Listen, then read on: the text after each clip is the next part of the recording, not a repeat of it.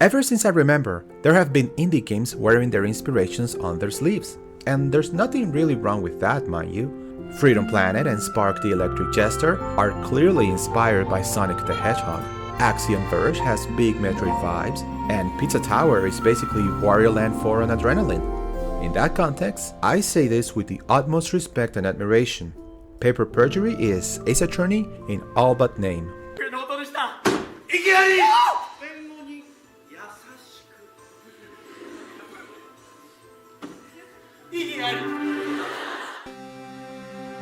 So hi, Chiru here, and welcome to my review of Paper Perjury, a game that has been on my mind ever since I figured out that it existed, and I bought it the moment that it came out. Me being a gigantic Ace Attorney fan, I just couldn't say no. So, I played it, I finished it from beginning to end, and how did it turn out? Well, let me show you.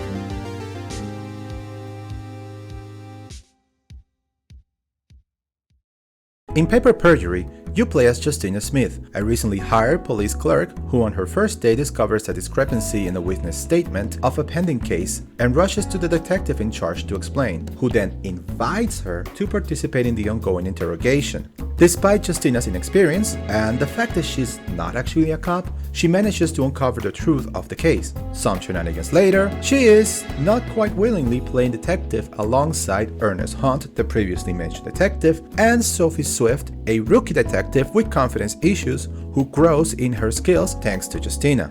As the story progresses, she meets a cast of colorful characters, some of them friendly, some of them not so much, as Justina unravels a mystery that starts rather small but snowballs into something huge.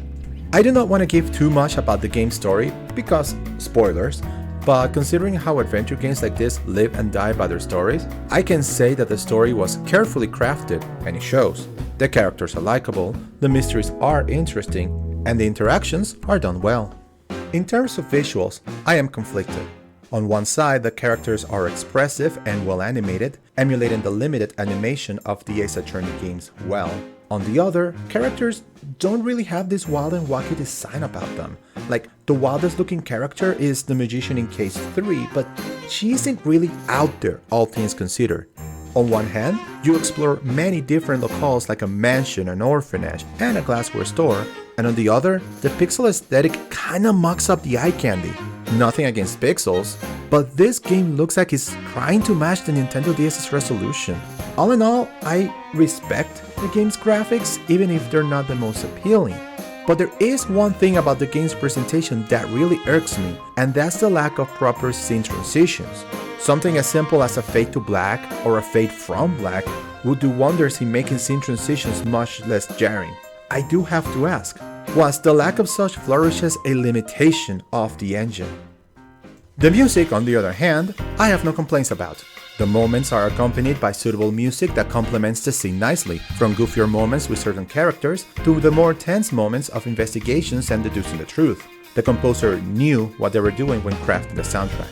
In fact, this is one of those cases where I wish I could listen to the soundtrack on its own. Maybe patch in a music player as a bonus for completing the game? Wink wink, nudge nudge. Now onto the gameplay. The game, just like its inspirations, is divided into two portions, the investigation phase and the interrogation phase. In the investigation phase, you go from place to place looking for clues and talking to potential witnesses. Here we find some of the biggest differences from the originator. Investigations are, in my opinion, a clear downgrade to how many other adventure games have done it in the past. Instead of clicking at a scene with a mouse or walking towards a place to inspect it, you're given a list on the right side of the screen showing you exactly what you need to investigate. This deflates any rewarding feeling from the investigations, as you're only going through a pre-screened checklist without deviation. Once again, I wonder if this was a limitation of the engine, or if the developers weren't able to put a better system in place. Speaking with people is largely the same as usual, except you often are given statements that look and behave like testimony in Ace Attorney, complete with the option to review it and try to dispute it with the facts you uncover. This adds a nice wrinkle to the story, but I wonder if it was necessary. Since basically every character gives you a statement and you can review almost all of them, you may be tempted to try and dispute all of them.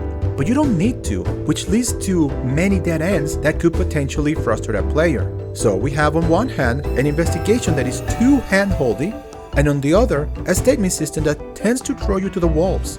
If you want my advice as a player, get every statement and every piece of evidence that you can at any certain point and analyze them to try and find where the contradiction lies to progress.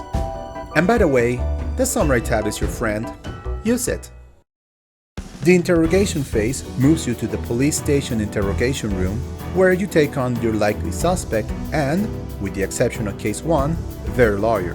These interrogations behave basically identical to the testimonies in Ace Attorney games, with the exception that you don't have to wait until your suspect finishes their testimony to start cross-examining them. It is here, and only here, that you can question, aka press, for further testimony. But that is usually for flavor text and a few clues, and never to get amended testimony. Meanwhile, attempting to break down their testimonies from the evidence you collected is as devious and puzzling as the game's paper Perjury derives its inspiration from. The only thing that falls short here is the presentation. While the music is suitably epic, the lack of exaggerated reactions, special effects like screen shakes, or even close-ups makes the turnabouts and eventual victories feel less rewarding. Even the suspect breakdowns are not really breakdowns as much as I give up moments. Add to that the fact that the game has no real punishment for picking the wrong choice in any situation other than some choice words from your suspects, which lessens the feeling of tension. To top it off, I think the UI isn't the most intuitive. Firstly, there are no glyphs for controller users, so you have to rely on the less than helpful controls menu to show you how to use a controller in the game should you want to use one. Secondly, the way the menus are displayed is odd, particularly on the evidence tag, and there's little to let you know you can scroll up or down to see more evidence or other elements. This is a menu that was clearly designed for mouse use first and got controller support bolted in. Now you would think, with all that I have said, that I think this game is mid at best and that I probably dislike it. But to be honest, I can't help but love this game. In the end, it comes back to that story and those characters. The way the story escalates from a simple robbery into conspiracies, betrayals, and confrontations is impressive.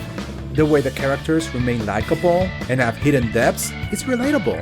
The fact that this game feels like a living world that can expand into something bigger should the developers decide to create a sequel, and that interpersonal relationships feel believable and they grow and blossom into something wonderful, it makes me giddy just thinking about where a potential sequel would go.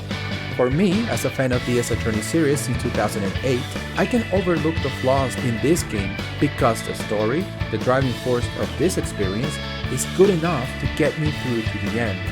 Thus, I recommend this game with an asterisk.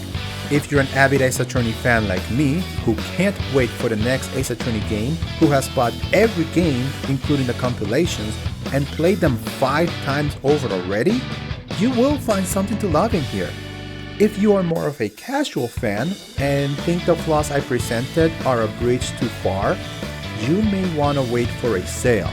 Or at the very least, try the demo, which gives you a snapshot of how the interrogations work.